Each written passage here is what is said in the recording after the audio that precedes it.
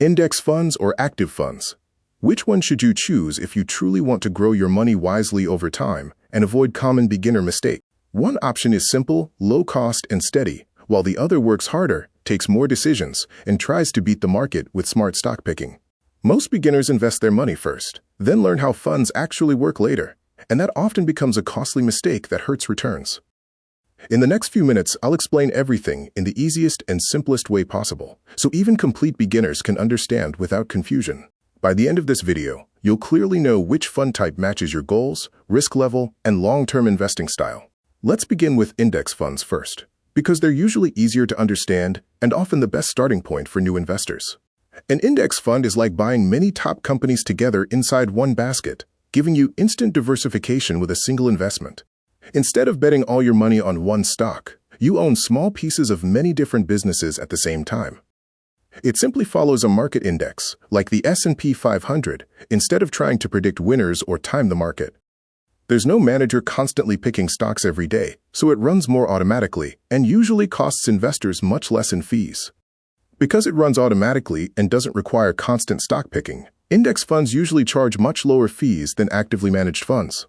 Lower fees may look small today, but over many years they can save you thousands and help keep more profit invested.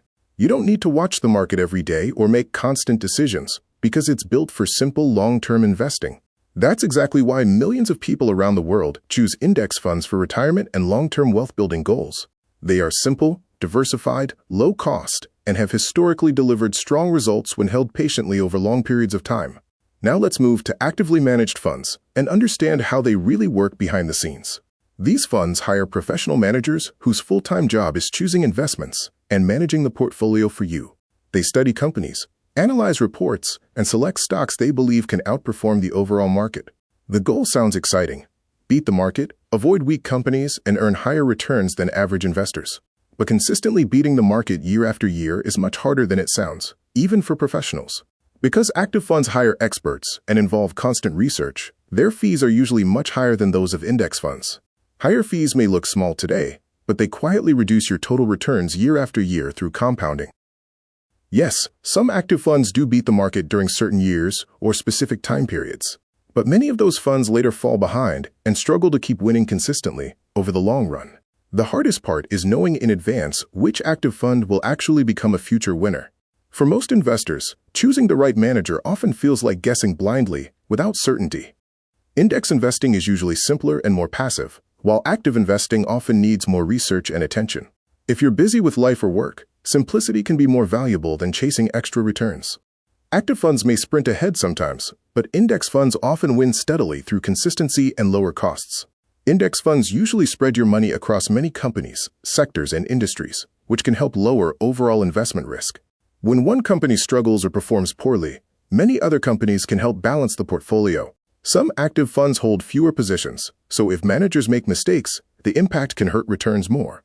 Over the long term, patience and discipline often matter more than short-term market predictions or timing. Consistent investing every month can often beat waiting endlessly for the so-called perfect moment. If you're busy and want a simple strategy, index funds are often an ideal choice.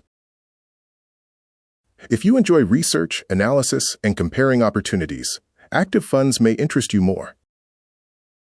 Some investors choose both options, combining steady stability with the chance of extra upside. There is no perfect answer for everyone, only the choice that fits your personal goals.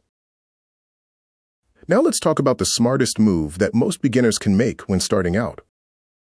If you're just starting your investing journey, the smartest first move is often to keep things simple and easy to manage. Many beginners choose index funds because they are easy to understand, diversified, and usually much lower in cost. Automating your investing every month can quietly build wealth over time without needing daily effort or stress. Even when markets fall sharply, staying consistent is often smarter than panicking and selling in fear.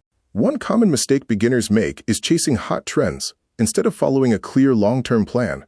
Another costly mistake is ignoring fees that slowly reduce returns year after year without being noticed. Wealth usually grows through regular investing, discipline, and patience over many years, rather than quick wins.